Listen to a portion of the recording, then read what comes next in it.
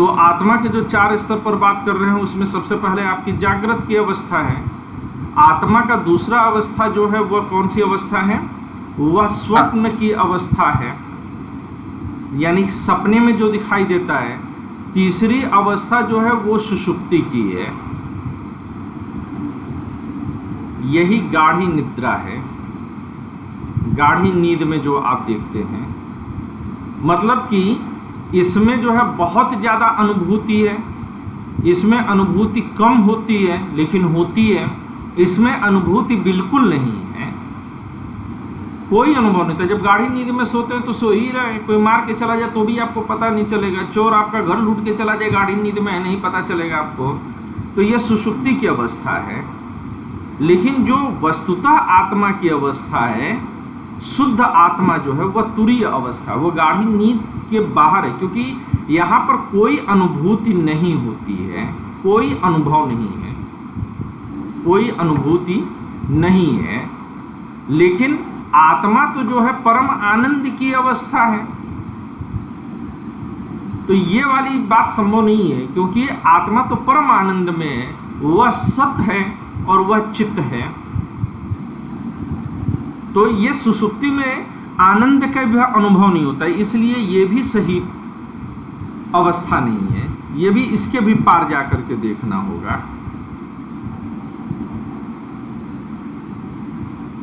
आत्मा क्लियर है ना? नहीं सर, गए तुरीय अवस्था वाला समझ में ही नहीं पड़ रहा हूँ, क्योंकि ये फिर गाढ़ी नींद में आ जाते हैं तो फिर उसके बाद तो कौन सी निद्रा वो समझ तो में। नींद नहीं है, नींद इसका ये मतलब नहीं है कि नींद में आपको देखना है, यह नींद की नहीं। जब आप समाधि लगाते हैं, ध्यान लगाते हैं, समाधि लगाते हैं और विशुद्ध जो है चैतन्य की अवस्था आती है, तब इसकी अनुभूति होती है। परवेश? यस सर, समझ गया। अनुभूतियों के बाहर जाने का नाम है ये। ठीक है, अभी क्लियर है? Yes sir. चलिए तो आगे बढ़ते हैं फिर, और ये बंद कर देते हैं। अब अगली जो अवस्था हम देखेंगे उसका नाम क्या है? वो जो अगला कॉन्सेप्ट देखेंगे, अवस्थाएं तो चारों हो गई। आज हम लोग उपनिषदों में ब्रह्म तत्व कैसा है, हम लोग इसके बारे में चर्चा करेंगे, ब्रह्म तत्व के बारे में। ठीक है? ब्रह्म तत्व या जो ब्रह्मन शब्द है यह कैसे बना है? ब्रह्मन शब्द जो है इसकी उत्पत्ति एक शब्द के रूप में, ब्रह्मन शब्द की उत्पत्ति किससे होती है? ब्रीह धातु से बनी है। किससे बनी है? ब्रीह धातु से बनी है। और ब्रीह धातु से जब ये बना है तो ब्रीह का मतलब क्या होता है? ब्रीह का मतलब होता है बढ़ना या फैलना। ये पहले भी हम लोग चर्चा कर चुके हैं। तो ब्रीह शब्द का मतलब ये होता है बढ़ना या फैलना। तो प्रारंभ में ब्रह्म शब्द का प्रयोग, ये यहीं पर मेंशन कर दीजिएगा कि प्रारंभ में ब्रह्म शब्द का प्रयोग यज्ञ के लिए प्रयुक्त हुआ। प्रारंभ में ब्रह्म शब्द का प्रयोग यज्ञ के लिए प्रयुक्त हुआ, किंतु बाद में यह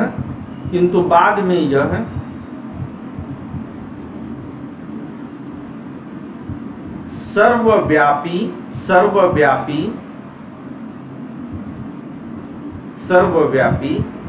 परम सत्ता के लिए प्रयोग होने लगा। सर्वव्यापी परम सत्ता के लिए प्रयोग होने लगा।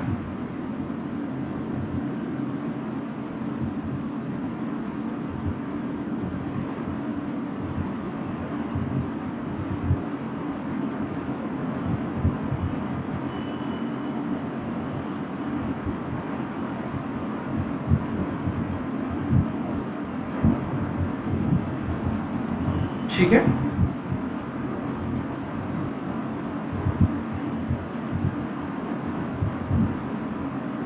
लिखिएगा, ब्रह्म जगत कारण है।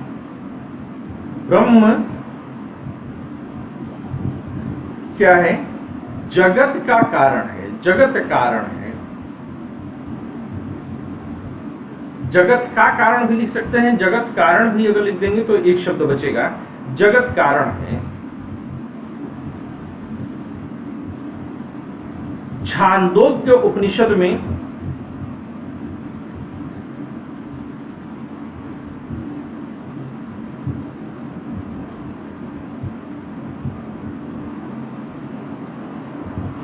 ब्रह्म के लिए तज्जलान शब्द मिलता है।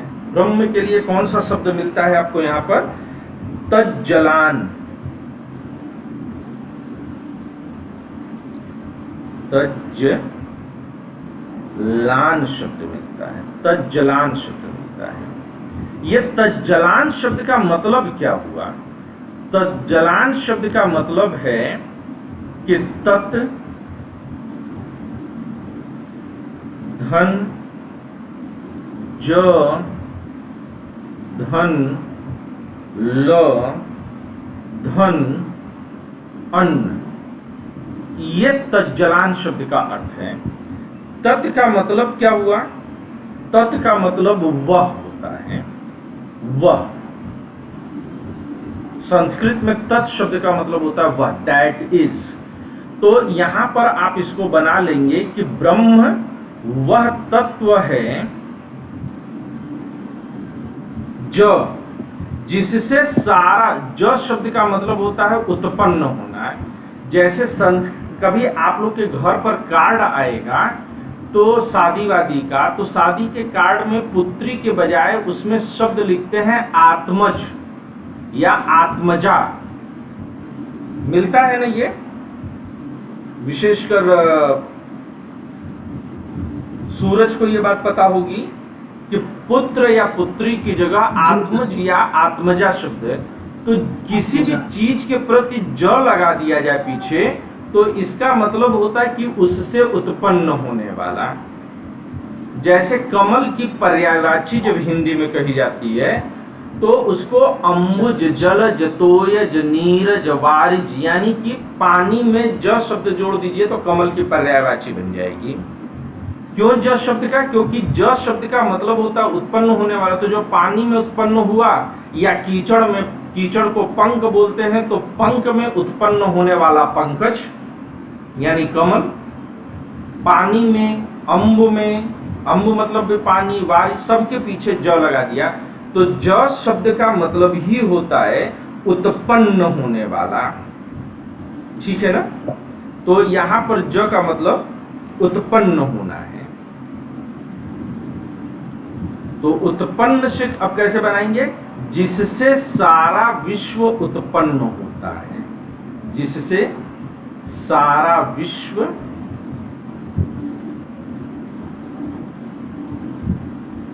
उत्पन्न होता है। ल शब्द का अर्थ क्या मतलब होता है?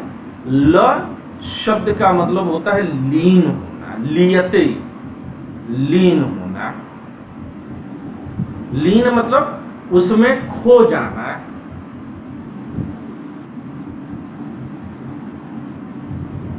जैसे कि एक मग पानी आपने एक बाल्टी पानी में डाला तो वो एक मग पानी एक बाल्टी पानी में लीन हो गया, खो गया। तो उसके अस्तित्व, अब हम उसे एक मग पानी को नहीं ढूंढ सकते कि वह एक मग वाला पानी कौन सा था। तो लीन होने का मतलब होता है कि समाप्त होना या उसमें खो जाना। तो यहां पर क्या लिखेंगे? जिसमें वह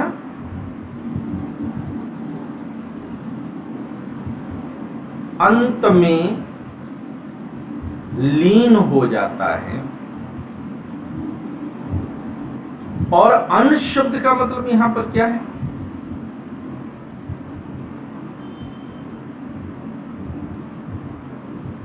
अन्न शब्द को अगर देखेंगे तो अन्न शब्द का मतलब होता है जीवित, अन्न, जीवित। इसीलिए अन्न शब्द किसे कहते हैं कि जिसे खा करके आप जीवित रहें वह अन्न है। अन्न शब्द का मतलब जीवन से है, तो वह जीवित रहता है, वह जीवित रहता है। तो तज्जलान शब्द को अगर हम कुल मिलाकर के अब यहाँ पर देखें इस तरह से, तो ये एक बड़ा दर्शन बन जाता है। छांदोग्य उपनिषद में जब कहते हैं तज्जलान, यानी कि ब्रह्म वह तत्व है जिससे सारा विश्व उत्पन्न होता है, जिसमें अंत में वह लीन हो जाता है और जिसमें वह जीवित रहता है। उत्पन्न होना प्रारंभिक अवस्था है, बीच की अवस्था में जिएगा और अंत में उसी में जाकर के लीन हो जाएगा। तो इसलिए छांदोग्य उपनिषद में ब्रह्म को तज्जलान भी बोला गया है।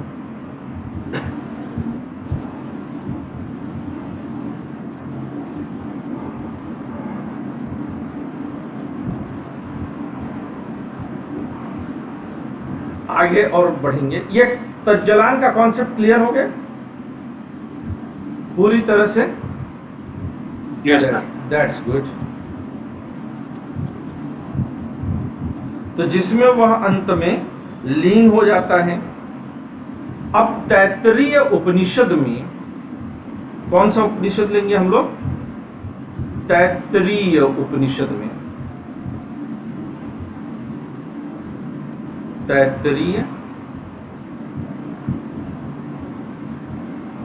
उपनिषद में ब्रह्म को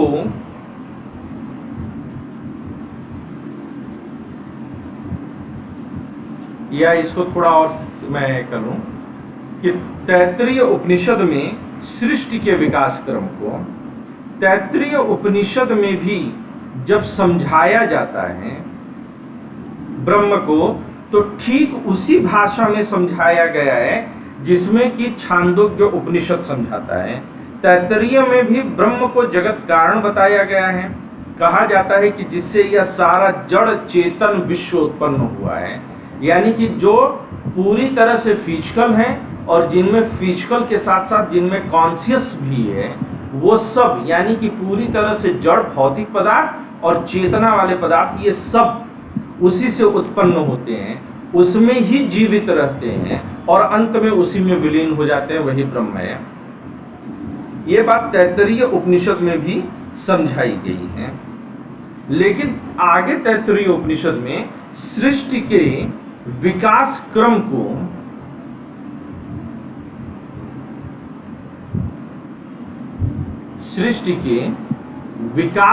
को पंच कोशों द्वारा समझाया गया है। कैसे समझाया गया है? पंच कोशों द्वारा समझाया गया है।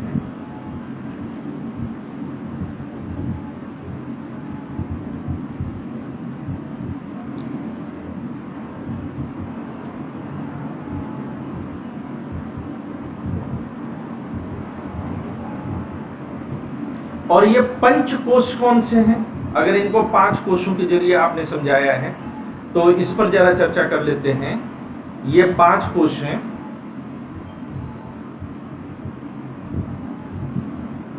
कैसे समझेंगे? तो ये ऐसे समझिएगा,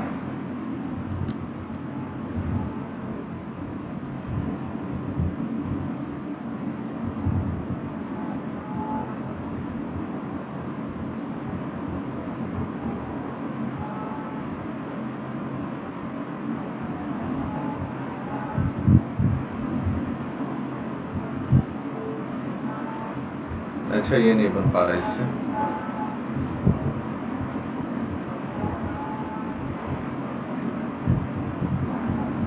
चलिए मैं पेन से बनाता हूं। 5 कोश के जरिए समझाया है। तो ये 5 कोश कैसे हैं? ये पहला कोश है जिसे कि अन्नमय कोश बोलते हैं। जिसे कौन सा कोश बोलेंगे? अन्नमय कोश बोलते हैं। दूसरा कोश जो है वह कौन सा है?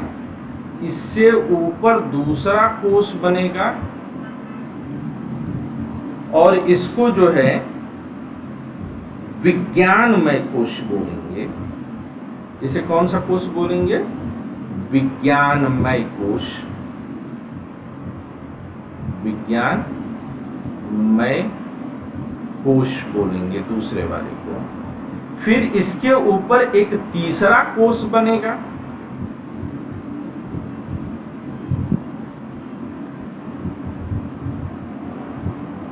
जिसे कि मनोमय कोश बोलते हैं।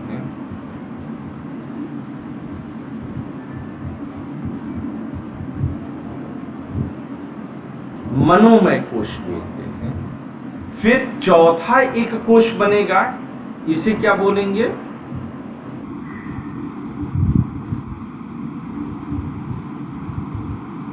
इसे प्राणमय कोश बोलेंगे।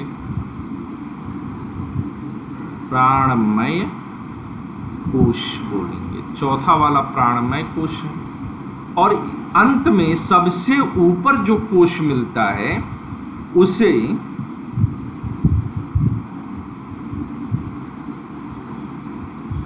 ये मैं उल्टा बना रहा हूं, इसको आप लोग प्लीज डिलीट कर दीजिएगा। मैं सिर्फ नाम सिर्फ डिलीट करना पड़ेगा, इसे आप लोग को फिर से बनाना पड़ेगा। सॉरी सर, नाम ही लिख दीजिए। नहीं, थोड़ा सा, अरे बन जाएगा तो यार। अभी ये मैं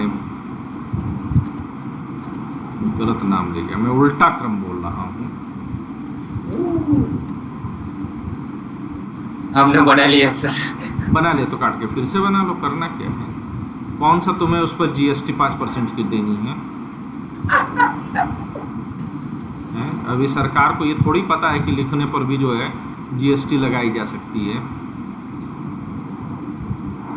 ठीक है, इसमें सबसे बाहर वाला जो कोश है इसको अन्नमय में लिखूंगा। हालांकि आप किधर से भी लिखते डिफाइन हो जाता, लेकिन मैं इसको उल्टा जानबूझ करके लिख रहा हूं, उधर से भी गलत नहीं होता। ये अन्नमय है, ये आपका प्राणमय है, ये आपका कौन सा हो जाएगा? यह मनोमय हो जाएगा। अब थोड़ा एक्सप्लेन करना मेरे लिए आसान है। यह चौथा जो है, हालांकि तैत्तिरीय उपनिषद में इस तरह से बनाया नहीं गया है, ये तो मेरी अपनी रचना है, मेरी अपनी अंडरस्टैंडिंग में बता रहा हूं आपको। चौथा विज्ञानमय कोश है और पांचवा जो है वह आनंदमय कोश है। तो ये 5 कोश हैं, कोश मतलब ब्रैकेट्स।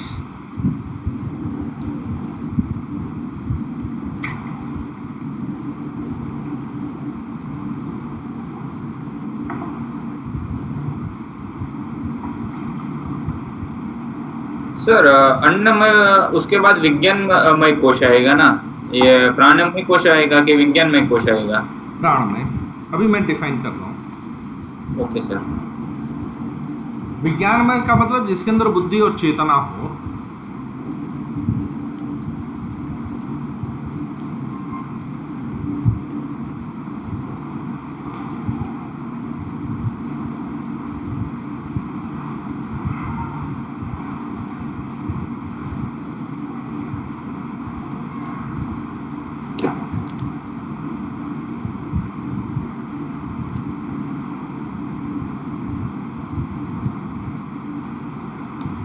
आगे जरा एक हेडिंग डालिएगा, अन्नमय कोश। अन्नमय कोश क्या है इसके बारे में लिखिएगा। सबसे निचला अन्नमय कोश है,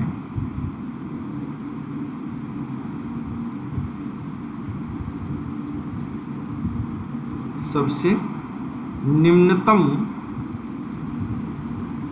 अन्नमय कोश है।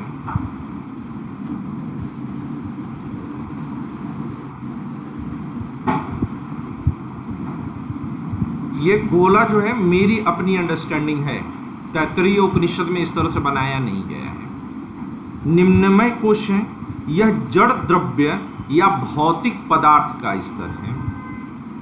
जड़ यह जड़ द्रव्य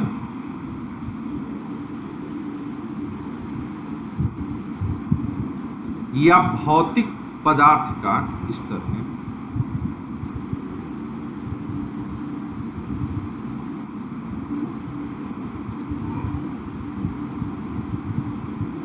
यह जड़ द्रव्य या भौतिक पदार्थ का स्तर है।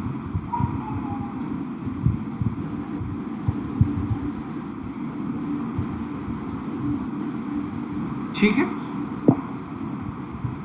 तो जहां चैतन्य सुप्त होने से, आगे लिखिएगा, जहां चैतन्य सुप्त होने से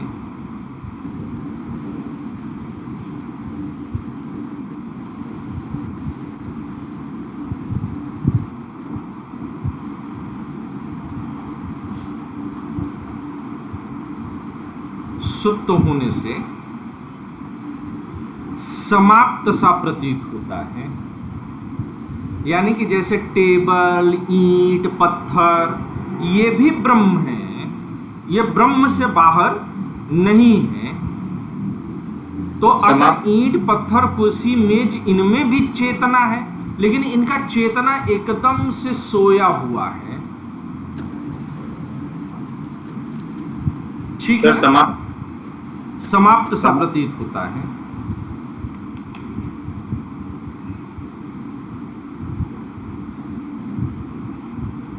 चेतना समाप्त सा प्रतीत होता है।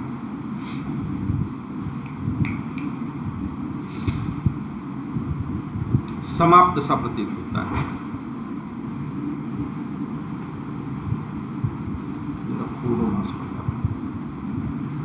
समाप्त सा प्रतीत होता है। ठीक है, तो हर एक चीज में, पानी की गिलास में, लोटा में, मेज में, चश्मा में, कुर्सी में, हर एक जगह अगर आप उठा करके देखेंगे तो आपको यह नजर आएगा, यानी कि कोई ऐसी चीज नहीं है जिसमें कि यह स्तर ना हो। इसीलिए जो वैदिक दर्शन है वह सांप की, पेड़ की, पत्थर की, सबकी पूजा कर देता है। अब बहुत सारे लोगों को जो है मूर्ति पूजा नहीं समझ में आती कि मूर्ति बना करके क्यों पूजा करना। तो भैया मूर्ति इसलिए पूज देंगे कि दो कारण है। एक तो जिसको वो निर्गुण ब्रह्म समझ में नहीं आता है, निराकार ब्रह्म समझ में नहीं आता, नहीं कनेक्ट कर पाता है, तो उसके लिए बढ़िया है कि वह पत्थर पूज ले। एक तो एक आकार दे दिया, दूसरे पत्थर में भी ब्रह्म है, हर एक जगह ब्रह्म है। और ब्रह्म का ये जो स्तर आप बना रहे हैं कि अन्न में, प्राण में, मनो में, विज्ञान में, आनंद में, यह हमारी और आपकी समझ के लिए यह अंतर है। वस्तुतः ये 5 स्तर ब्रह्म के नहीं है, बल्कि हमारी अपनी अंडरस्टैंडिंग के हैं।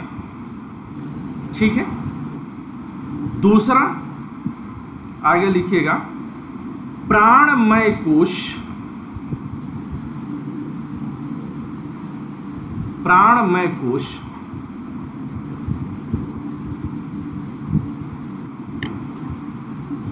यहां चेतना का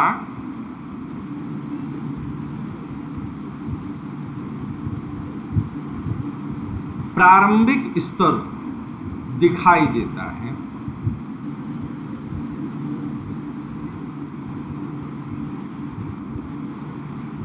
यह चेतना बिल्कुल अपने प्रारंभिक स्तर पर है। जैसे कि कीड़े मकोड़ों में है ना, जैसे कि पेड़ पौधों में है, तो आप लिख सकते हैं कि यह वनस्पति जगत,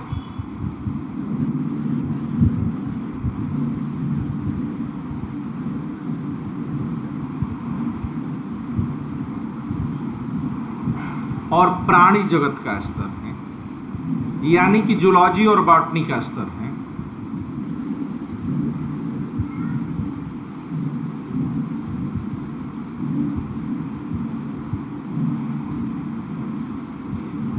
इसलिए इनको भी पूज लिया। हालांकि ना भी पूजें तो कोई अपराध, कोई पाप नहीं है, फिर तीसरा स्तर जो है वह किसका है? तीसरा स्तर मनोमय कोश है। मनोमय कोश कैसा है कि चेतना मनोजगत के रूप में प्रकट होती है। यहां पर चेतना जो है वह मनोजगत के रूप में प्रकट होती है, यानी कि सिर्फ चेतना ही नहीं है, मन भी है।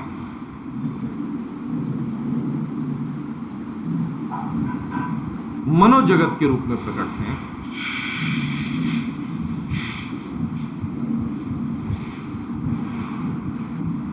यह इंद्रिय और बुद्धि की प्रथम अवस्था का स्तर है।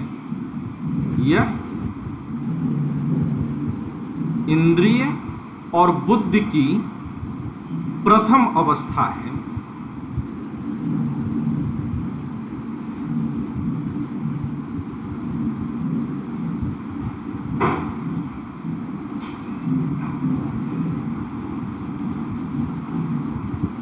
यह इंद्रिय और बुद्धि की प्रथम अवस्था है। यहां ज्ञान सहज प्रवृत्ति है। यहां पर ज्ञान क्या है? यहां ज्ञान सहज प्रवृत्ति है, यानी कि ज्ञान आता है, स्वयं से जो ज्ञान प्राप्त हो जाता है। जैसे बच्चा पैदा होने के बाद दूध कैसे पिए, ये किसी ने ट्रेनिंग नहीं दी, यह खुद ब खुद उत्पन्न होता है। तो यहाँ ज्ञान कैसा है? यहाँ ज्ञान सहज प्रवृत्ति के रूप में है, सहज प्रवृत्ति जन्य है। यहाँ ज्ञान कैसा है? सहज प्रवृत्ति जन्य है। यह पशु और मानव का, लिखिएगा, यह पशु और मानव का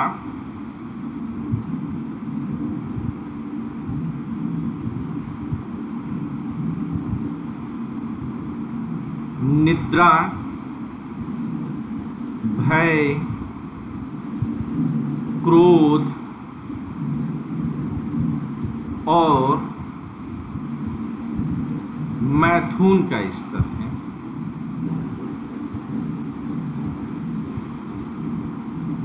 मैथुन शब्द का मतलब क्या होता है परवेश, पता है? सेक्स। अच्छा, इसके पहले आपने मिथुन शब्द पढ़ा है और अब आप क्या शब्द पढ़ रहे हैं? मैथुन पढ़ रहे हैं। सर ये शब्द सुना हुआ है। कौन सा, मैथुन की मिथुन? मैथुन। मिथुन चक्रवर्ती शब्द नहीं सुना है? नहीं सर, अबे गूगल बहुत सारा मिथुन चक्रवर्ती को नहीं जानते? हिंदी फिल्मों के सबसे पहले जो है डिस्को डांसर और मार्शल आर्ट वाले थे। सर वो तो फिजिक्स के आगे थे। तो मिथुन शब्द का मतलब होता है कि दो चीजों का मिलना मिथुन है। जैसे काली मिट्टी और लाल मिट्टी को आपस में मिक्स कर दीजिए तो वह मिट्टियों का मिथुन है। लाल रंग पीला रंग का मिथुन कर दीजिए तो दो चीजों का मिलना मिथुन है। लेकिन मैथुन का मतलब सेक्स की क्रिया है। तो ये जो मनोमय जगत है, इसमें वो जो पशु और मनुष्य दोनों में ये सारी चीजें कॉमन हैं, यानी कि मनोमय तक मनुष्य और पशु में भेद नहीं है। इसके ऊपर केवल विज्ञानमय कोश है। विज्ञानमय कोश कैसा है? विज्ञानमय कोश केवल मनुष्यों के स्तर पर मिलता है।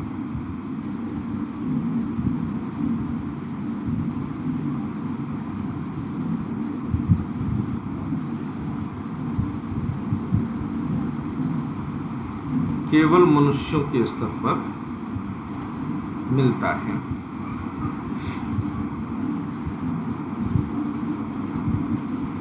यह बुद्धि, यह सविकल्प बुद्धि, लिखिएगा, हम यहां से ले सकते हैं। यह सविकल्प बुद्धि, यानी कि जो जैसे पशु की जो बुद्धि है वो विकल्प सहित बुद्धि नहीं है। और एक बुद्धि जब समाधि की अवस्था में जो ज्ञान प्राप्त होता है वह निर्विकल्प बुद्धि की अवस्था होती है। जब हम तर्क करके किसी चीज को प्राप्त करते हैं तो वह सविकल्प बुद्धि की अवस्था है। तो यह सविकल्प बुद्धि तर्क तर्क तर्क और विविध ज्ञान विज्ञान का स्तर है, और विविध ज्ञान विज्ञान का स्तर है।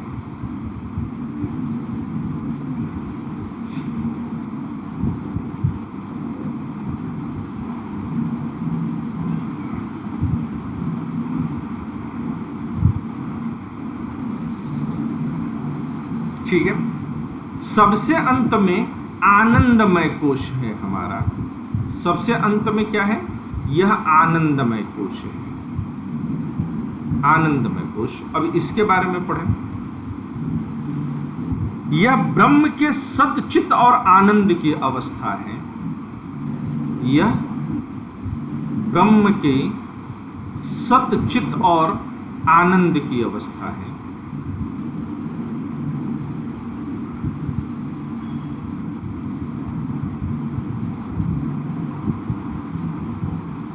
यही मनुष्य का लक्ष्य है कि मनुष्य जिस दिन अपने अज्ञानता को समझ करके काम करेगा, उस दिन मनुष्य भी इस सतचित आनंद की अवस्था को प्राप्त कर लेगा। तो यह सतचित और आनंद की अवस्था का नाम है।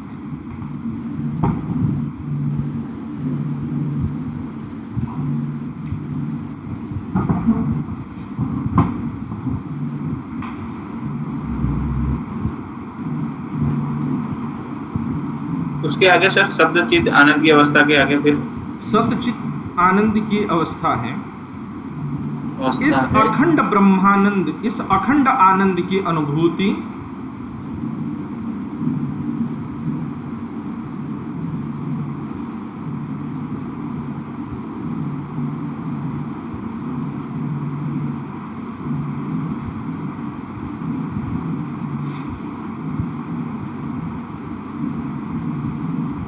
इस अखंड आनंद की अनुभूति समाधि में होती है।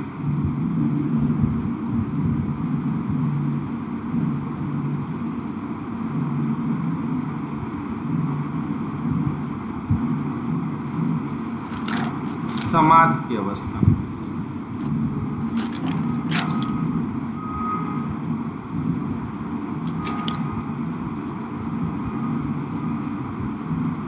है ना। तो इसे तरह वो वाले पिछले जो वर्ष में जोड़ा सके तरह तरह वाला क्या बोल रहे हो?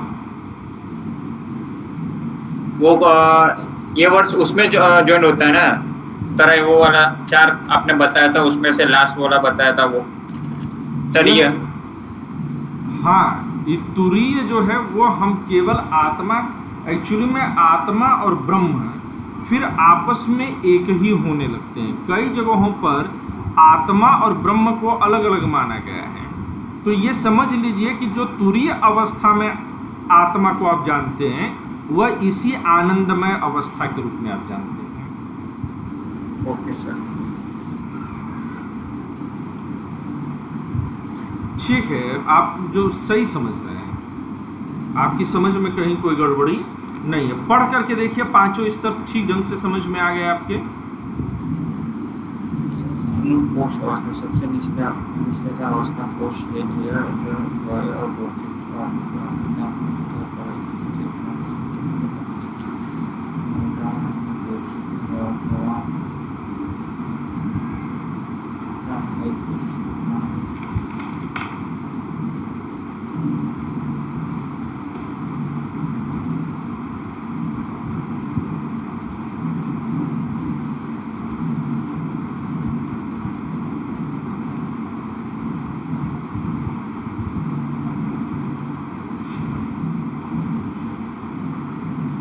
सूरज पढ़ ही रहे हो ना, खो तो नहीं जा रहे हो तुम इसमें? सर ये मनोमय कोश को हम जैसे योगा वो वाला जब अवस्था में बैठे हैं वो वाला उससे जुड़ सकते हैं ना, कौन सा? मनोमय कोश हाँ, तो किससे उसमें जोड़ना चाहते हैं? ज्ञान की अवस्था।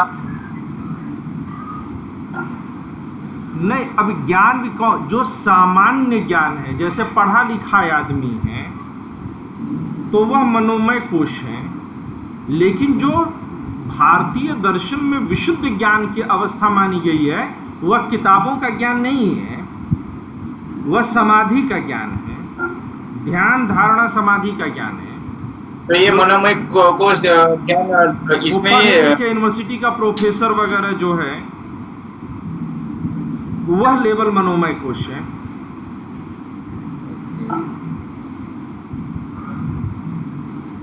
इसको ध्यान सामान्य के आदमी भी, आप लोग भी जो है मनोमय कोश में आते हैं, क्योंकि आप लोग तर्क के जरिए चीजों को, बिल्कुल अनपढ़ आदमी भी मनोमय कोश के स्तर तक आएगा, ऐसा नहीं कि वो भी नहीं आएगा, वह भी मनोमय कोश है। क्योंकि जो एक लेबर क्लास का आदमी है उसके अंदर भी चेतना है, उसके अंदर भी क्रोध भय आदि है, तो वह भी इस लेवल तक आएगा ही आएगा। सर इसलिए डाउट हो रहा था कि इसमें लिखा है ये इंद्रिय और बुद्धि की प्रथम अवस्था है, यानी वो बुद्धि की प्रथम अवस्था तो ध्यान ही थी, तो उसको मैं रिलेट बुद्ध कर की रहा प्रथम था। अवस्था ज्ञान नहीं है। बुद्ध की प्रथम अवस्था ये भी है कि जैसे बिल्कुल पढ़ा लिखा आदमी नहीं है, लेकिन उसको 20 रुपया दिया, 15 रुपए का सामान लिया, तो 5 रुपए से वापस आने चाहिए, ये भी तो बुद्धि है ना। Yes sir. हाँ, तो ये दुनियादारी तक सीमित है।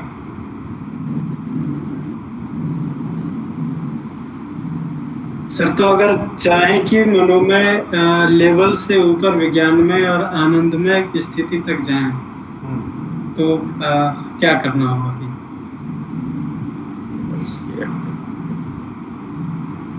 अच्छा, नहीं, मैं थोड़ा सा बोलते समय गड़बड़ कर गया। ये एक्चुअली में तुम्हारी आवाज़ कट रही थी, तो अभी जब इसने पूछा तो मेरे को क्लियर हुआ। तुम मनोमय के बारे में पूछ रहे थे ना परवेज?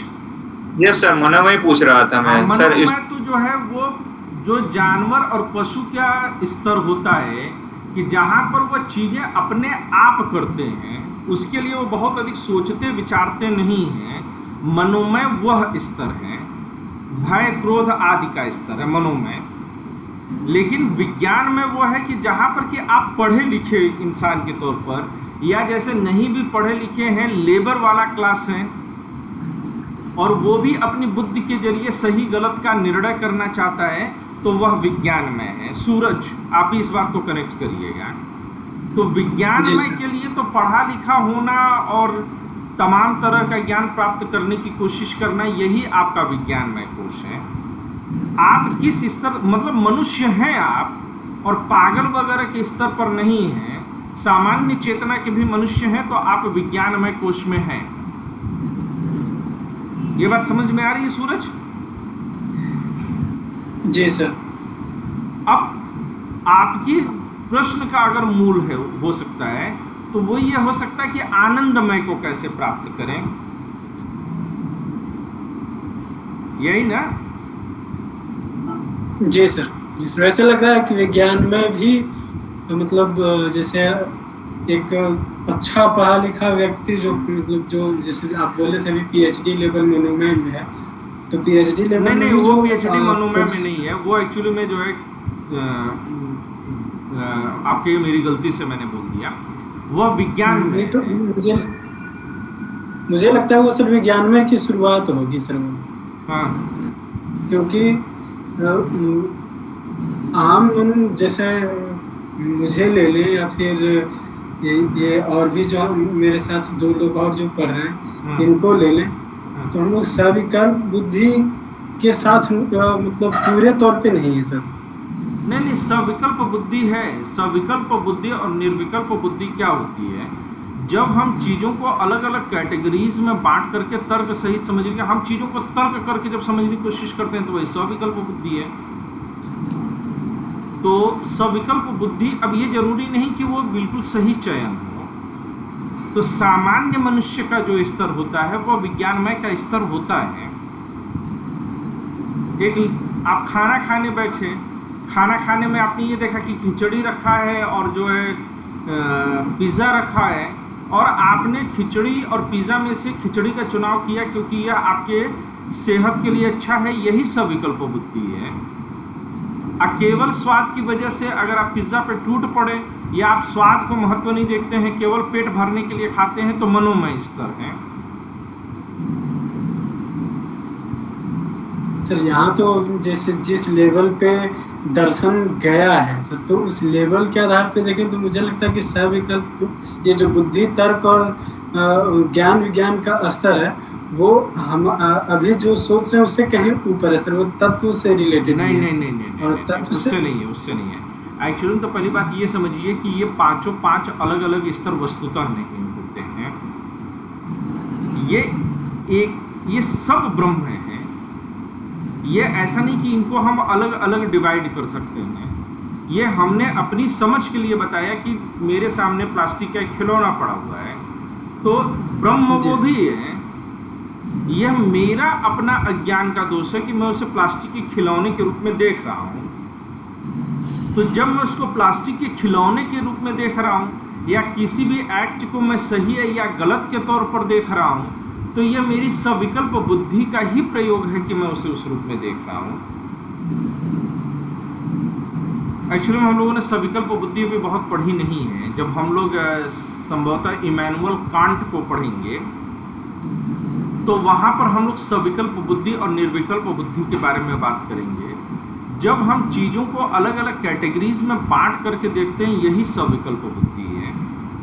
तो एक प्रोफेसर जो है वो सविकल्प बुद्धि का प्रयोग ज़्यादा रिफाइंड अवस्था में करता है, और जबकि एक लेबर क्लास का आदमी या जो है कम पढ़ा लिखा आदमी, वह उतना रिफाइंड रूप से प्रयोग नहीं करता है सविकल्प बुद्धि का।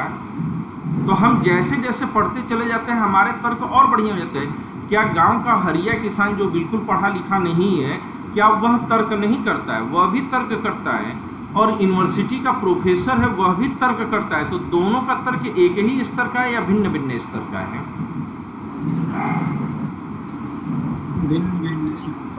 ज्ञान का वर्ग बढ़ जाएगा ना सर? अभी पहले सूरज को तो बात कर लेने दो ना। अलग अलग है सर, दोनों अलग, पर दोनों तर्क कर रहे हैं। लेकिन जब मनोमय में जाते हैं तो वह सहज प्रवृत्ति जन्य है। अब क्या लेकिन सर वो जो कुत्ता भी अगर तर्क वो तर्क करता होगा क्या? सर एक जैसे अनपढ़ लोग के भी तर्क की बात करते हैं सर, तो ज्ञान का जो उसका अब तक का अनुभव होता है, उसके आधार पे जो उसके अंदर ज्ञान है, उसके आधार पे वो तर्क करता है सर। अपने अनुभव, लेकिन है तो तर्क ना, चाहे जैसा भी तर्क करे, मूल रूप से वो तर्क कर रहा है ना सर। तो वो अन्वय कोश से रिलेटेड वस्तुओं पे ही तर्क कर पाता है सर, उससे ऊपर के वस्तुओं पे वो तर्क नहीं कर पाता। ना ना ना ना ना ना ना, क्या बात कर रहे हैं आप? क्या वह जो है नैतिकता के बारे में तर्क नहीं करता है अनपढ़ आदमी? क्या अनपढ़ आदमी अगर सिर्फ अन्नमय कोश पर बात करता तो फिर तो उसे वोट देने का अधिकार छीन लेना चाहिए। सूरज सर वोट देने का अधिकार सर, उसको तो भौतिक पदार्थ की आवश्यकता तो है ही, और ये सिर्फ जीवन के लिए राजनीति सिर्फ भौतिक पदार्थों तक ही जुड़ा हुआ नहीं है। राजनीति में जब आप अधिकार के बारे में बात करते हैं तो मौलिक अधिकार मनुष्य के चतुर्मुखी विकास के लिए जब दिया गया है, तो वहाँ पर वह जो है फंडामेंटल राइट्स, वह उसके भौतिक विकास के लिए भी है, वह उसके आध्यात्मिक विकास के लिए भी है। क्या एक अनपढ़ आदमी का अपना कोई दर्शन नहीं होता है? कबीर दर्शन तो होता है सर, और वो क्या हमेशा अन्नमय कोश का ही होता है? क्या गांव के लोग जो अनपढ़ हैं वह ईश्वर आदि या चेतना के स्तर पर वह नैतिकता के बारे में बात नहीं करते? क्या उनकी नैतिकता जो है बिल्कुल जमीनी स्तर की होती है, या वह नैतिकता के बड़े उच्च आदर्शों की भी स्थापना करते हैं?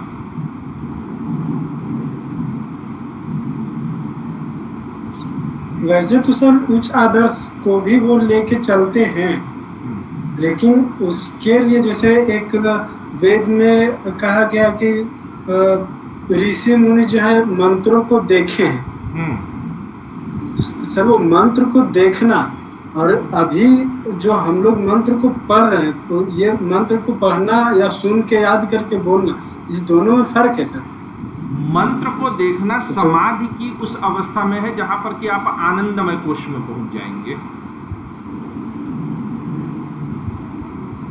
जब आपको अपरोक्षानुभूति होनी शुरू हो जाएगी, आपको प्रत्यक्ष अनुभूति आत्मा और तमाम जो दर्शन है इसकी शुरू हो जाएगी, तो आप आनंदमय कोश में पहुंच जाएंगे।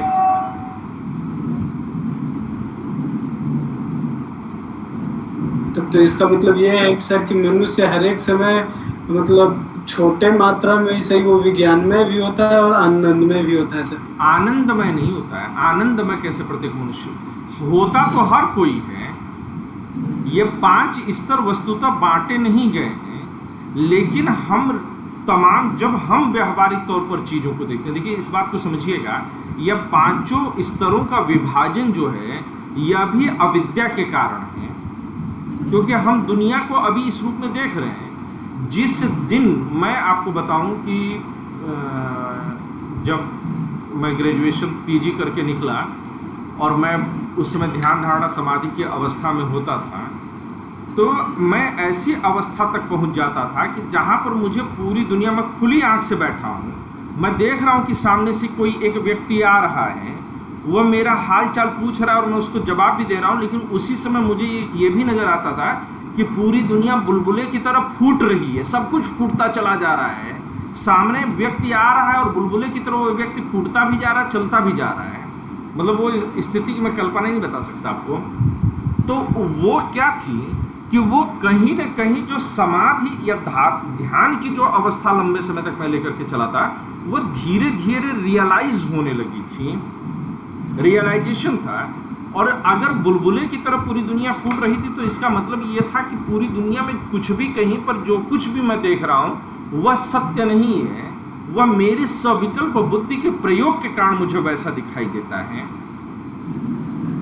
अगर आप समाधि की अवस्था में उठ जाएंगे, तो समाधि की अवस्था में प्लास्टिक का खिलौना और ईश्वर की मूर्ति और प्राण, ये सब आपको अलग अलग चीजें नहीं दिखाई देंगी। तब तो आप स्वयं ब्रह्म के साथ एकाकार हो उठेंगे,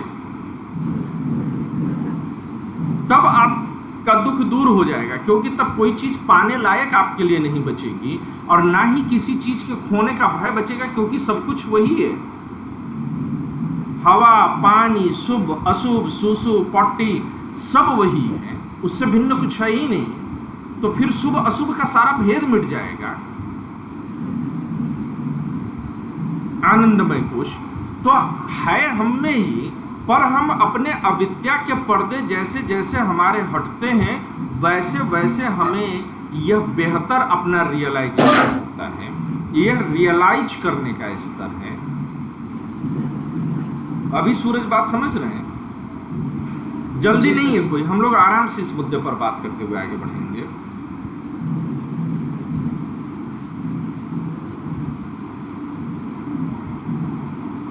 ये समझ आ गया सर वैसे है? जी सर, समझ आ रहा है सर, समझ तो आ ही रहा है। नहीं मतलब कि कोई जबरदस्ती नहीं है, हम लोग आराम से एक एक बिंदु को क्लियर करते हुए तभी आगे बढ़ेंगे।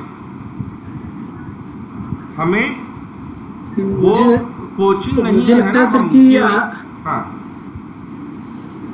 सर, मुझे लगता है कि जैसे ये आनंदमय कोश जो है, जैसे आप बताए वो बुलबुला का फूटना के लेवल तक, तो फिर नहीं, वो भी कंप्लीट लेवल नहीं था। वहां मुझे और जरूरत मतलब थी कि मैं और ज्यादा अपने आप को पुष्ट करता, लेकिन मैं वहीं पर रुक गया। अगर कोई मुझसे ये पूछे सूरज कि क्या आपने ईश्वर को देखा है, भगवान को देखा है आपने, तो मेरा जवाब हर बार होगा हाँ मैंने देखा है। लेकिन वह एक ऐसी अवस्था थी जहां पर मैं ये कह सकता था कि ईश्वर के अतिरिक्त मैंने कुछ नहीं देखा है।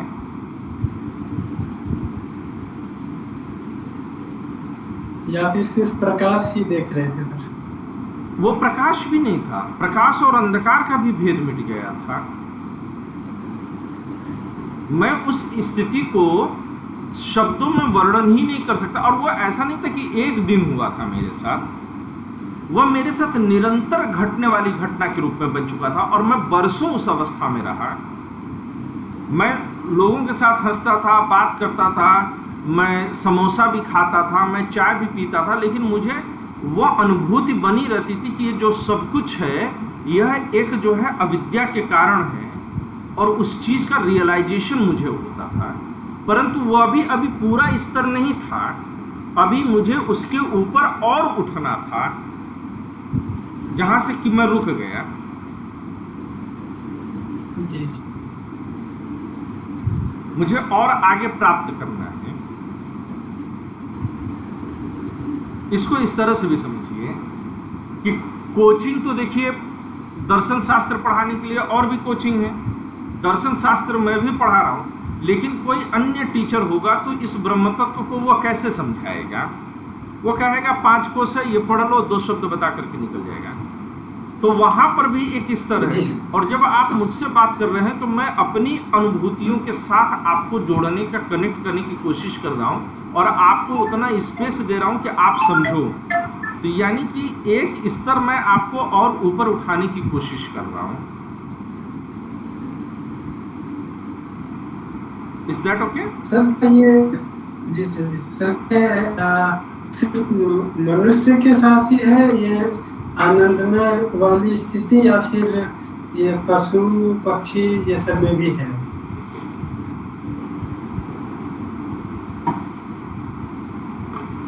सामान्यतः ये मनुष्य के साथ ही होता है। एक्चुअली में अभी भी एक अंतर हम कर रहे हैं, और वो कर क्या रहे हैं कि आनंद में कौन पहुंच सकता है। एक नोट लिखिए, चलिए मैं थोड़ा सा इसको जो है एक नोट लिखिए, मैं और क्लियरिफिकेशन दे दूं, उसके बाद हम इस पर चर्चा करते हैं। लिखिए नोट।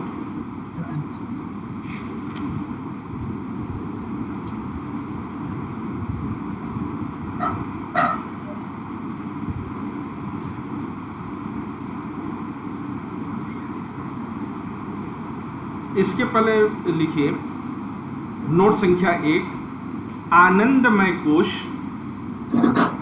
आनंदमय कोश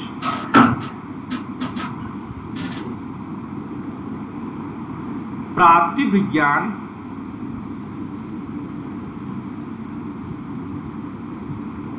यानी प्रातिविज्ञान का मतलब जिसका कि स्वयं अनुभूति आपने की है, अथवा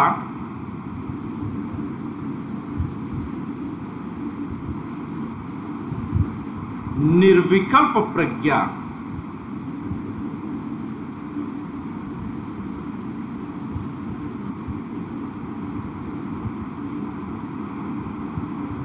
का स्तर है।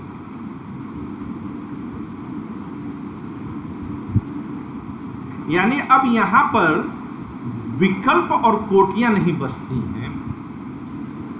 ये जो 5 कोटि पढ़ रहे हैं ये तभी तक है जब तक कि आप शुरुआत कर रहे हैं चीजों को समझने का। नोट जरा लिखिएगा, नोट।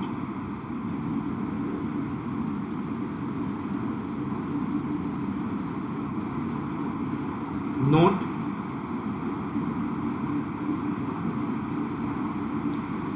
किंतु कोश होने के कारण,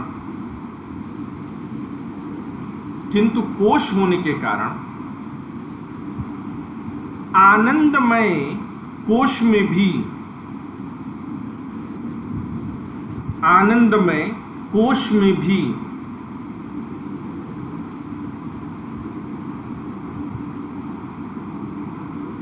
विकल्प का अंश बाकी रहता है, विकल्प का अंश बाकी रहता है। वस्तुतः ब्रह्म, अगला पॉइंट, अगला नोट लिखिएगा, नोट संख्या 2, वस्तुतः ब्रह्म इन 5 कोशों के भी पार है।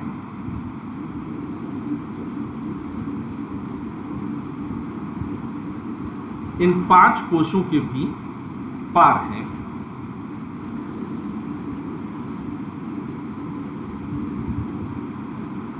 निर्विशेष, निर्गुण और अनिर्वचनीय,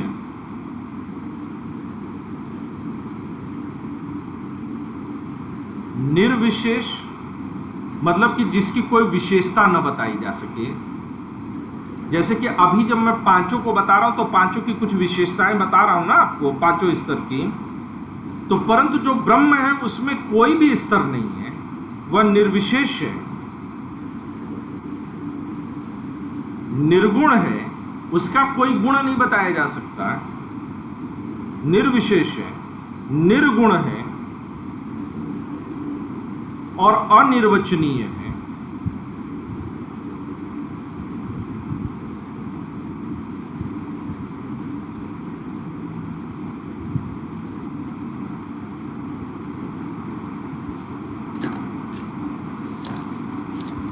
अनिर्वचनीय है और इसका केवल निर्विकल्प अनुभव किया जा सकता है।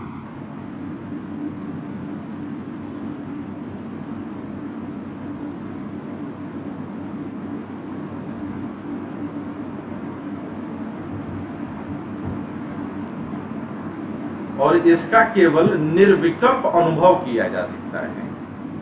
वर्णन करते ही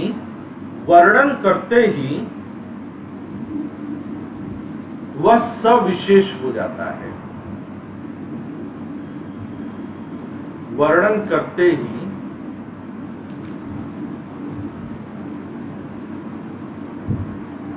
वह सविशेष हो जाता है।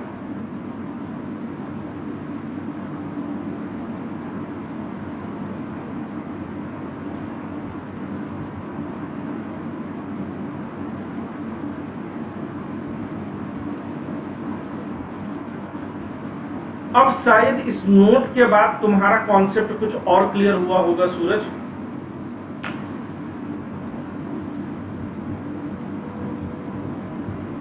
जी सर, इसके बाद और भी ज्यादा क्लियर हुआ है, क्लियरिटी आ गई है। और तो जी जब सर, जब जी। मैं लेकिन बताने की इसमें कोशिश प्रैक्टिस का था, है, तो इसमें अगर प्रैक्टिस का कुछ ये होता तो और ज्यादा समझ में आता। प्रैक्टिस का कोई मॉडल वगैरह, प्रैक्टिस वगैरह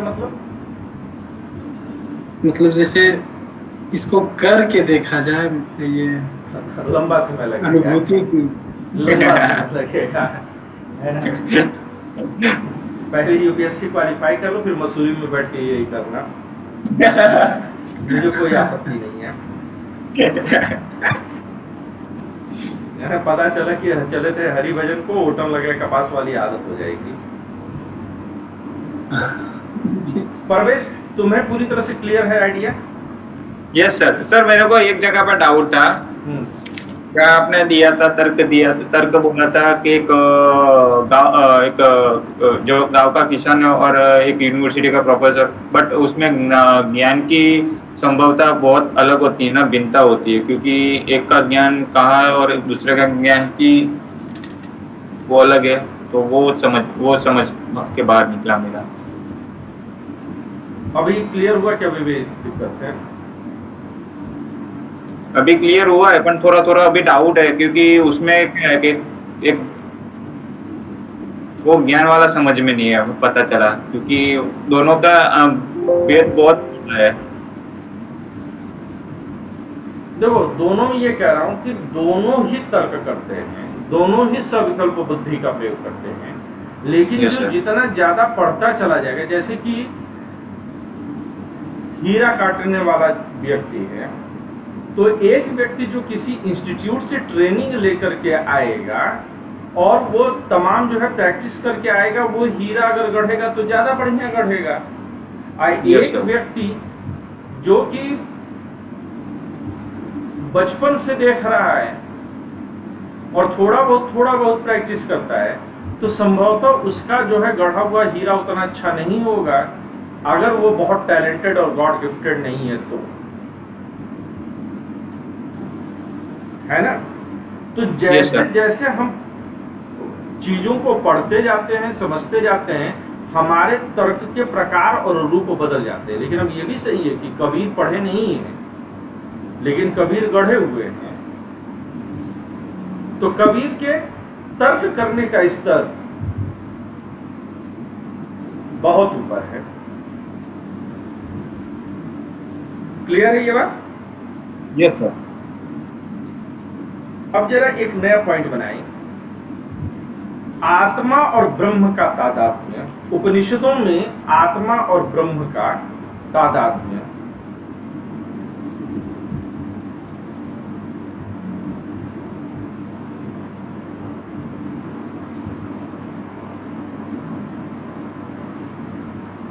ब्रह्म का लास्ट वाला वर्ड सर? तादात्म्य तादात्म्य। तादात्म्य मैं लिख दूं? ठीक है सर।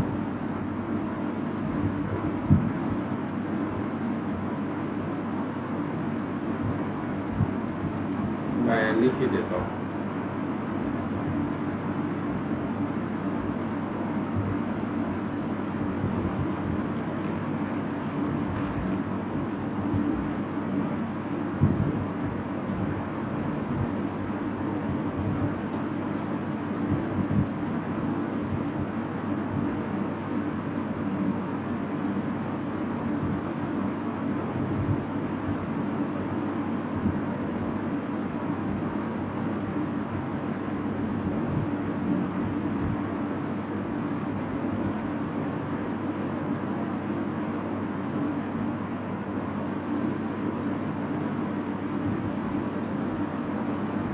तादात्म्य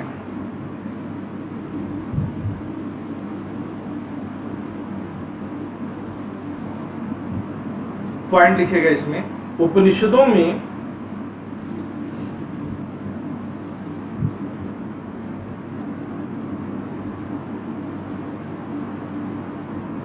ब्रह्म और आत्मा को प्रायः एक ही बताया गया है।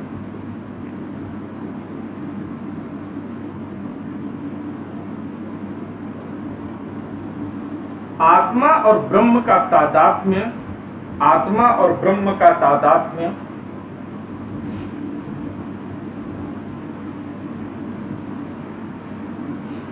उपनिषद के ऋषियों की दर्शन को, तादात्म्य उपनिषद के ऋषियों की दर्शन को महान देन है।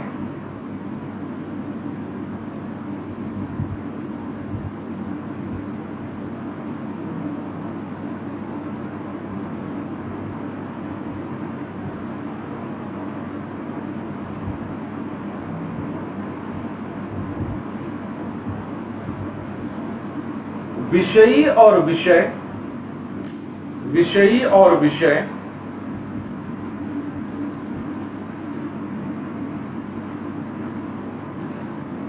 विषयी का मतलब क्या होता है? यहां पर मैं लिख दूं, विषयी का मतलब जो जानने वाला है, और विषय का मतलब जिसे जाना जा रहा है। तो इस समय जैसे कि अगर हम गिलास को जानने की कोशिश करें जो मेरे सामने रखा हुआ है, तो वह विषयी, मैं विषयी हूं और गिलास एक विषय है। तो विषयी और विषय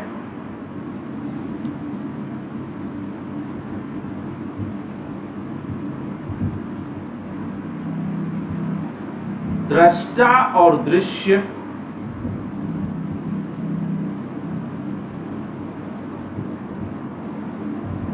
दृष्टा और दृश्य, प्रमाता और प्रमेय,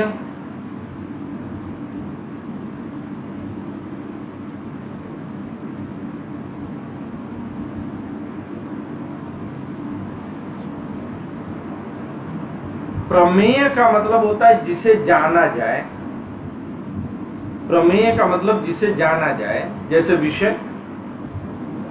और प्रमाता का मतलब जानने वाला होता है। ये तीनों शब्द एक ही है, विषयी और विषय, विषय दृष्टा और दृश्य, प्रमाता और प्रमेय एक ही जो है, अलग अलग तरीके से कही गई है बात। दोनों में एक ही तत्व प्रकाशित हो रहा है। दोनों में एक ही तत्व प्रकाशित हो रहा है।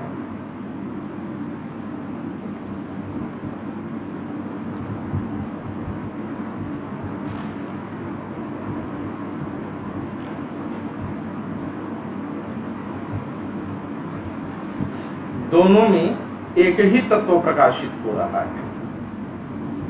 जो दोनों में व्याप्त है,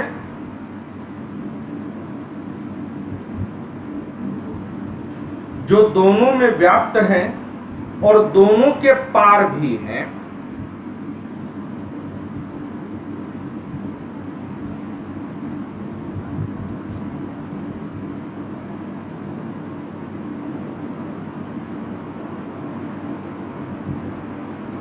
व्याप्त मतलब व्याप्त मतलब छाया हुआ है।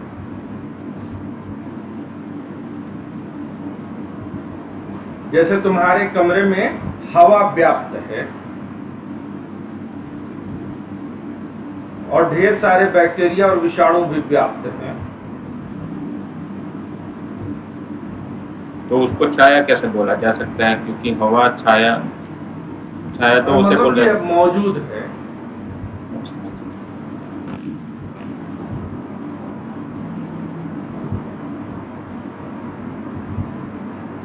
जो दोनों में व्याप्त है और दोनों के पार भी है।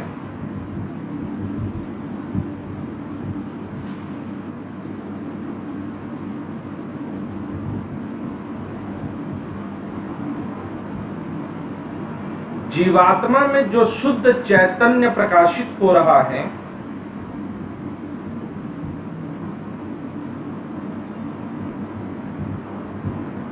आत्मा में शुद्ध चैतन्य प्रकाशित हो रहा है, यानी जो चेतना दिखाई दे रही है,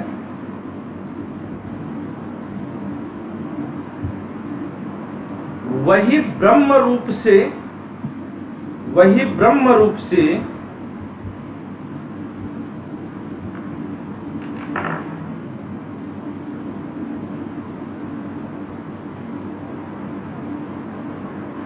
इस समस्त विराट मतलब बहुत बड़ा, इस समस्त विराट बाह्य जगत में भी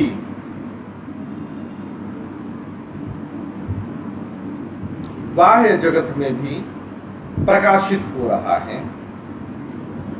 बाह्य जगत में भी प्रकाशित हो रहा है, अर्थात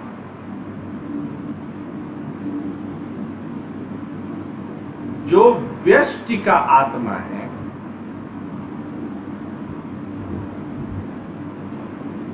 जो व्यष्टि का आत्मा है, वही समष्टि का आत्मा है।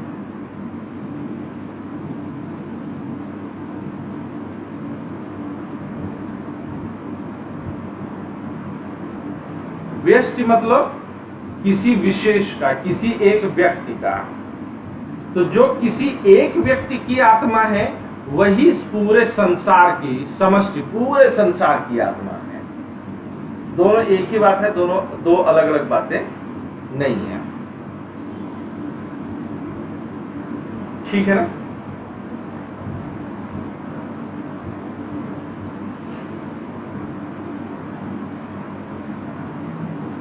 निम्न वाक्य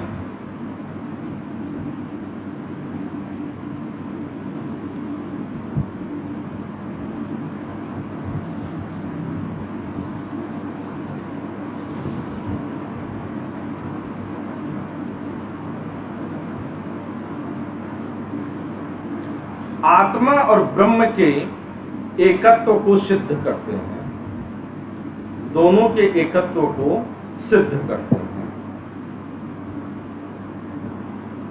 पहला तत्वमसि,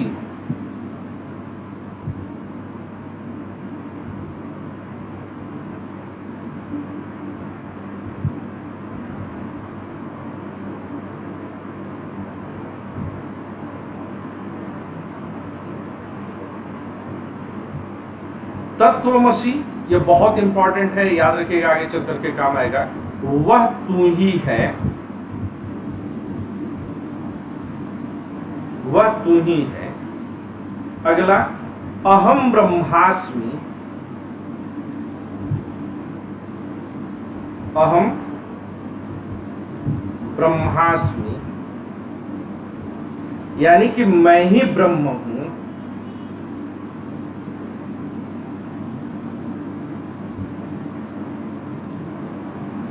यानी मंदिर मस्जिद में खोजने की जरूरत नहीं है साहब, घर में आईना रखिए, उसी की जो है पूजा पाठ कर लीजिए, पर्याप्त है, वो कहीं बाहर नहीं है। अहम ब्रह्मास्मि, मैं ही ब्रह्म हूं। तीसरा अयमात्मा ब्रह्म, अयमात्मा ब्रह्म, यानी कि यह आत्मा ब्रह्म है।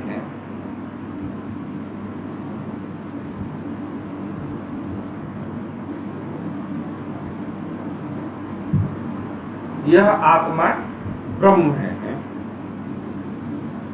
सो अहम,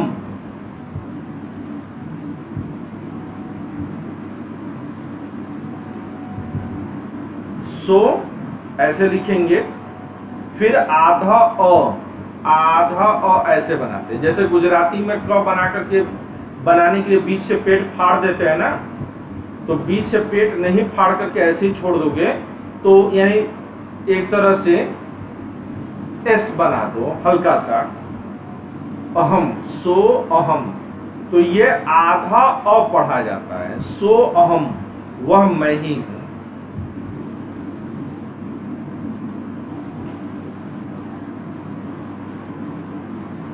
आदि, यानी कि आत्मा और ब्रह्म दो भिन्न चीजें नहीं हैं। डायसन आदि पाश्चात्य विद्वानों के अनुसार भी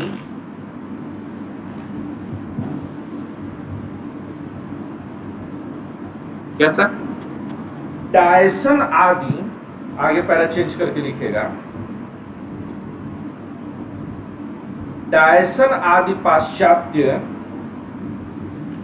विद्वानों के अनुसार भी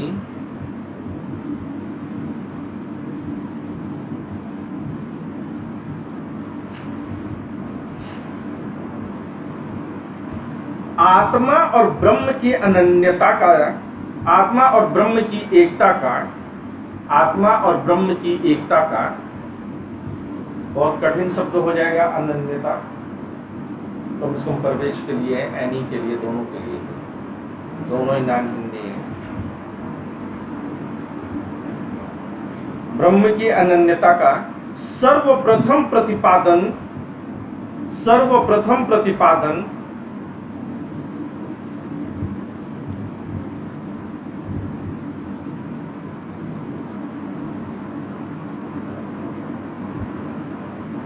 उपनिषद के ऋषियों की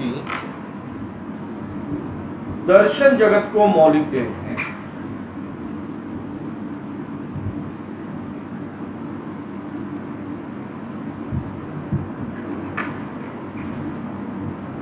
अब यहीं पर जरा एक लिखिएगा नोट्स, हालांकि पहले लिखवाना चाहिए था लेकिन सूरज के साथ बात करने में मैं भूल गया।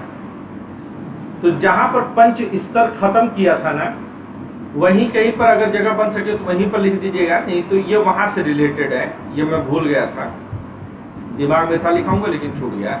लाइबनिज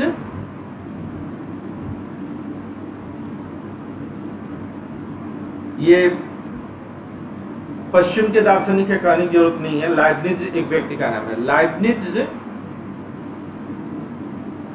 के मोनेड्स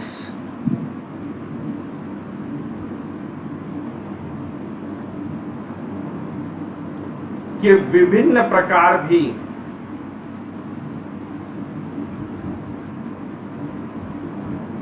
मोनेड्स का दर्शन दिया उन्होंने, हम लोग बाद में पढ़ेंगे लाइबनिज का। तो लाइबनिज के मोनेड्स के विभिन्न प्रकार भी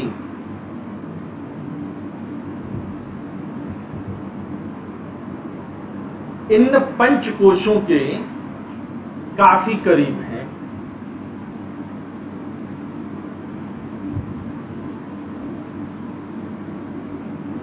इन पंचकोशों के काफी करीब हैं। हालांकि लाइब्निज 4 ही मानते हैं, उनके यहाँ 5वां नहीं है। परंतु दोनों के मूल दर्शन में काफी भिन्नताएं भी हैं।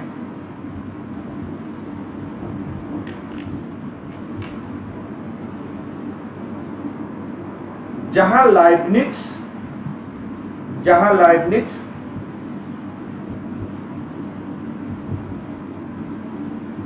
मोनेड्स को चेतना युक्त परमाणुओं के रूप में मानते हैं,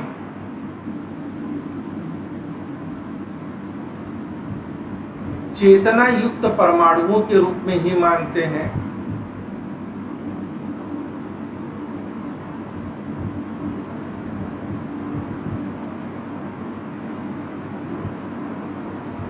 और वो कभी भी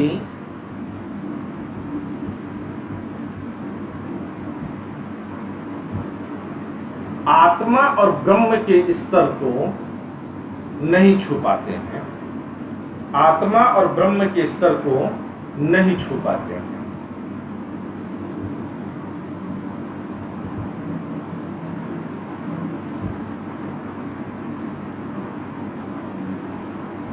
वहीं उपनिषदों के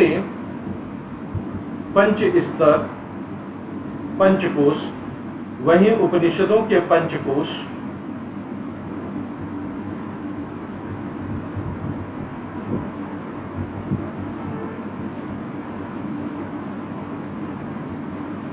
सृष्टि के विकास क्रम को समझने में सहायक है, सृष्टि के विकास क्रम को समझने में सहायक है। ठीक है, तो जब लाइब्निज पढ़ेंगे तो इसकी चर्चा करेंगे, तो कनेक्ट करने में आसानी मिलेगी इस लाइन की वजह से। विकास क्रम को समझने में सहायक है।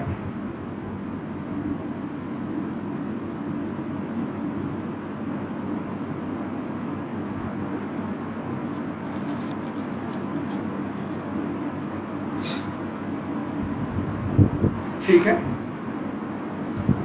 अब लिखिए, उपनिषद में ब्रह्म का वर्णन 2 रूपों में मिलता है।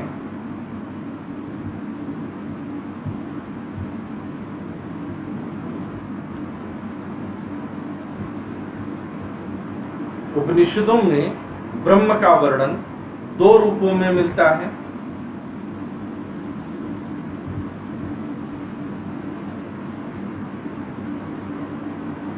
ब्रह्म 2 रूप में कैसे मिलते हैं? सगुण ब्रह्म और निर्गुण ब्रह्म। सगुण मतलब जिसमें कुछ गुण हो, और निर्गुण का मतलब जिसमें कोई गुण ना हो। तो सगुण ब्रह्म भी मिलता है उपनिषदों में, और निर्गुण ब्रह्म भी मिलता है।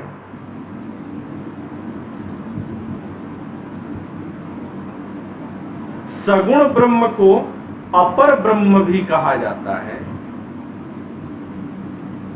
अपर ब्रह्म भी कहा गया है। सगुण ब्रह्म अपर ब्रह्म है, जबकि निर्गुण ब्रह्म को आप पर ब्रह्म भी कहते हैं, जबकि निर्गुण ब्रह्म पर ब्रह्म भी है। अपर ब्रह्म के रूप में अगर हम देखें, हम थोड़ा और नीचे आ जाए, अपर ब्रह्म के रूप में अगर हम देखें, थोड़ा सा बदल दें इसको, तो ये कैसा है? सविशेष है, यानी कि कुछ विशिष्टताएं होती हैं। दुबला, काला, मोटा, लंबा, चौड़ा, खूबसूरत, बदकुरूप, कई सारे रूप समूह हैं। तो सविशेष है, सगुण है,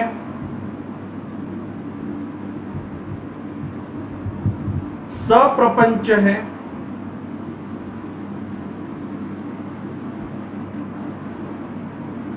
ये आधा इया है, सप्रपंच आधा इया। इसको ऐसे भी आप लिख सकते हैं, सप्रपंच, ऐसे भी लिखा जा सकता है। जिस भी रूप में लिखना चाहे। सप्रपंच है, सविकल्प है,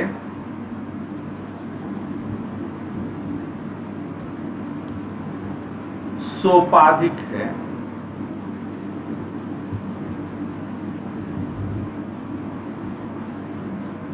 और वहीं पर निर्गुण ब्रह्म कैसा है?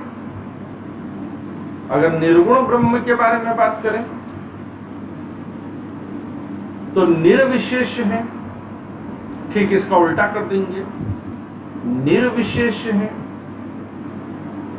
निर्गुण है, निष्प्रपंच है,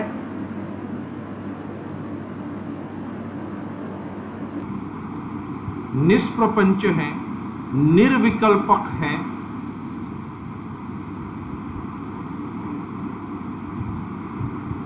और निरुपाधिक है।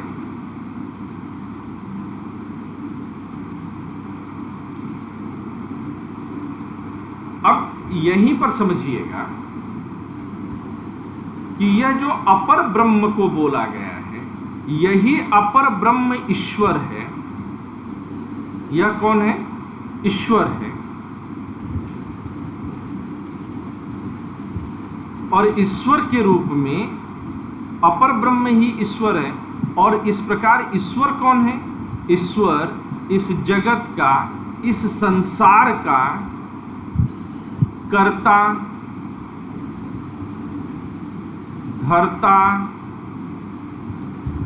और हर्ता है। यानी इसको जन्म देने वाले, इसका पालन पोषण करने वाले और इसको समाप्त कर देने वाले हैं। यही गॉड है। Generate, operate and terminate, that is मतलब डिस्ट्रॉय। जी फॉर जनरेट यानी पैदा करना, ओ फॉर ऑपरेट इसको पालना पोषना, और डी फॉर डिस्ट्रॉय इसको खत्म कर देना है। तो जगत के कर्ता, धर्ता, हर्ता, नियंता सब हैं यही। तो ये हैं। आप नियंता शब्द भी जोड़ दीजिए, इसके लिए नियम कानून भी बनाने वाले वही हैं। तो ईश्वर ही है जो जगत का कर्ता, धर्ता, हर्ता और नियंता है, वह ईश्वर ही है। और ब्रह्म का जो अगोचर रूप है यह ईश्वर नहीं है। ईश्वर थोड़ा नीचे लेवल पर है, ऊपर जाने पर शुद्ध ब्रह्म रूप बचा है।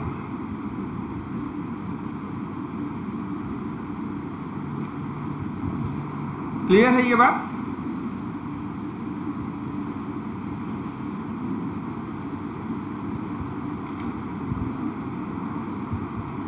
अब यहां तक किसी को कोई डाउट हुआ? सवाल कर सकता है। कोई डाउट नहीं है? All clear? सूरज?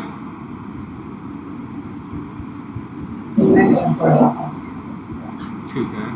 ये भी मतलब वही परब्रह्म रूप में ही बोला है सूरज ने। निर्गुण, निर्विशेष, निरुपाधिक, निर्विकल्पक। जरा आगे पैरा बनाइएगा।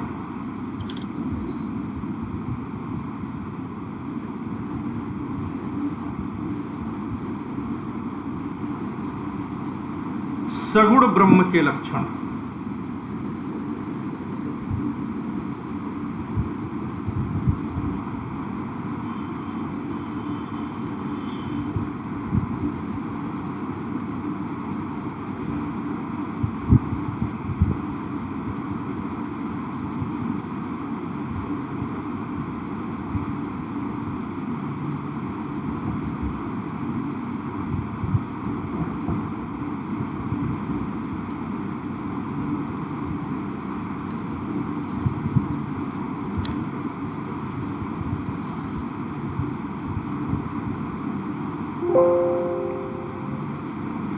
रुक जाइएगा, मैं थोड़ा सा जो है काम भी आप लोग के लिए कर रहा हूँ।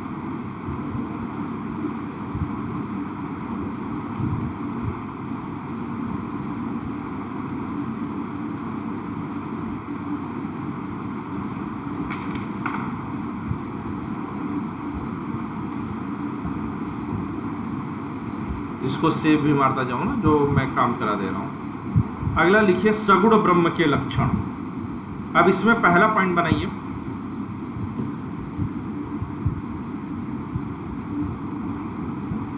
इसमें पहला पॉइंट लीजिएगा कि किसी भी वस्तु के वर्णन के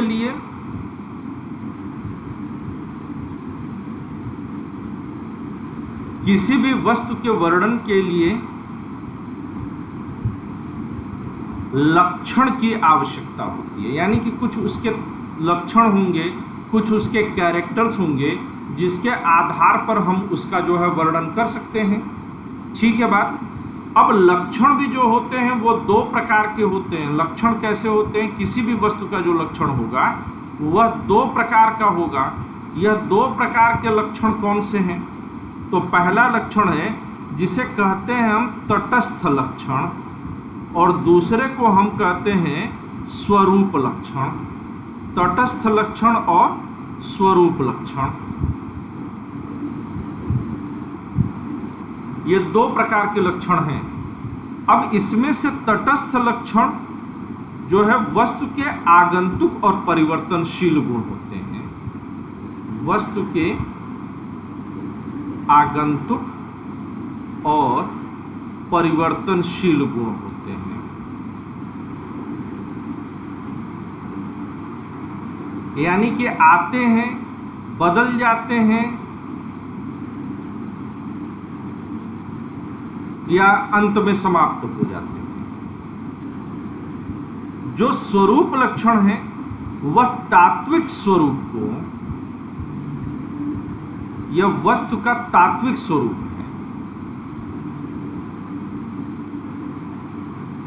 जैसे कि अगर मैं परवेज के बारे में बोलूं तो परवेज का आगंतुक लक्षण के दो लक्षण हैं, एक आगंतुक या तटस्थ लक्षण और दूसरा स्वरूप लक्षण। तो परवेज के आगंतुक लक्षण क्या है कि खूबसूरत है, हैंडसम है, सर पर बाल है, लेकिन आज है कल नहीं रहेंगे, कल चेहरे पे झुर्रियां हो जाएंगी, बाल उड़ जाएंगे। ठीक है, तो यह आगंतुक लक्षण है। लेकिन परवेज के अंदर मनुष्यता नाम का जो गुण है, जो जिसके कारण वह मनुष्य है, वह ढांचा जो इनका मनुष्य की तरह, वह हमेशा बना रहेगा जब तक कि वे परवेज खुद रहेंगे।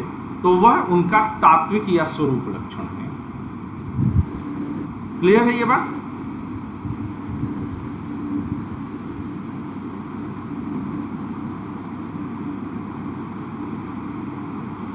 अब ब्रह्म के यह दोनों, सगुण ब्रह्म में ये दोनों ही लक्षण मौजूद हैं। सगुण ब्रह्म में यह भी लक्षण मौजूद है और सगुण ब्रह्म में यह भी लक्षण मौजूद है। तो अब सगुण लक्षण कैसे हैं ये? तो यह जो जगत का ईश्वर जो है, जब इसका जगत कारण बनता है, तो आज जगत बना तो वह जगत कारण है। कल प्रलय हो जाएगी, दुनिया खत्म हो जाएगी, तो वह जगत कारण तब नहीं रहेगा। तो जगत कारण है, कल्याण स्वरूप है, कभी कभी नाराज भी हो जाता है। वह विश्वव्यापी है,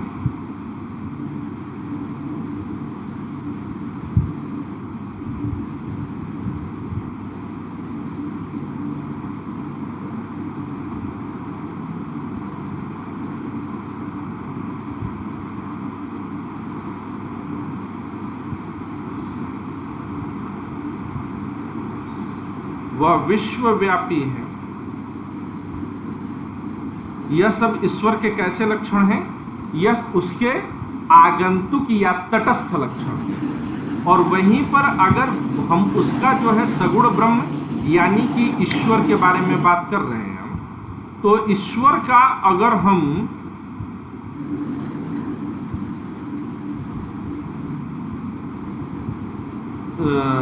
कौन सा बोलेंगे, स्वरूप लक्षण के बारे में बात करें, तो इसका स्वरूप लक्षण है सत्यम, ज्ञानमनंतम, सत्य, ज्ञान और आनंद, जो कि अनंत कोटि के होते हैं। यह कैसे हैं? स्वरूप लक्षण है। यह सत्य चित्त आनंद है, यह कैसा है? यह सत्य है, यह चित्त है, यह आनंद है, यह शांत है, यह शिव है। यह ईश्वर का स्वरूप लक्षण है।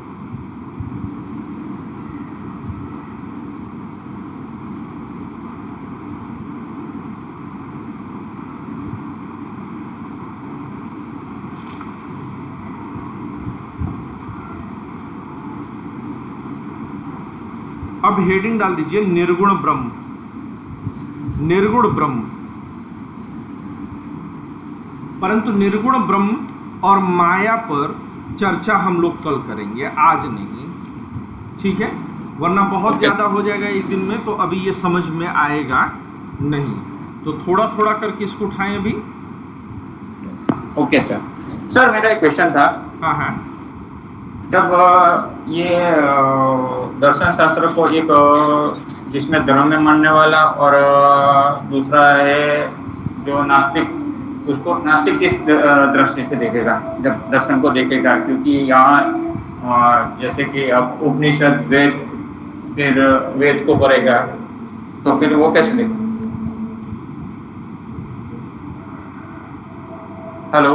तो वो इन बातों से, जब नास्तिक कोई पूरी तरह से होगा तो वो इन बातों से सहमत नहीं होगा, इन बातों के प्रति वह असहमति व्यक्त करेगा। वो कहेगा कि नहीं, ये जो आप बात कर रहे हैं आप सही नहीं, बात नहीं है, ये ईश्वर विश्वर कुछ होता नहीं है। तो नास्तिक व्यक्ति उसको पढ़ेगा और उसको स्वीकार करने के बजाय उसको पूरी तरह से अस्वीकार करने के लिए तर्क देगा। आस्तिक व्यक्ति रहेगा तो उसको स्वीकार करने के लिए तर्क देगा। ठीक है ना? Yes sir. और जो यूपीएससी के लिए रहेगा वह दोनों तर्क को देख लेगा। या और क्लियर? तो आज के लिए यहीं पर रुकते हैं। कल निर्गुण ब्रह्म के आगे से चर्चा हम शुरू करेंगे, तो और चर्चा होगी। ठीक है? शुक्रिया दोस्तों। Yes sir.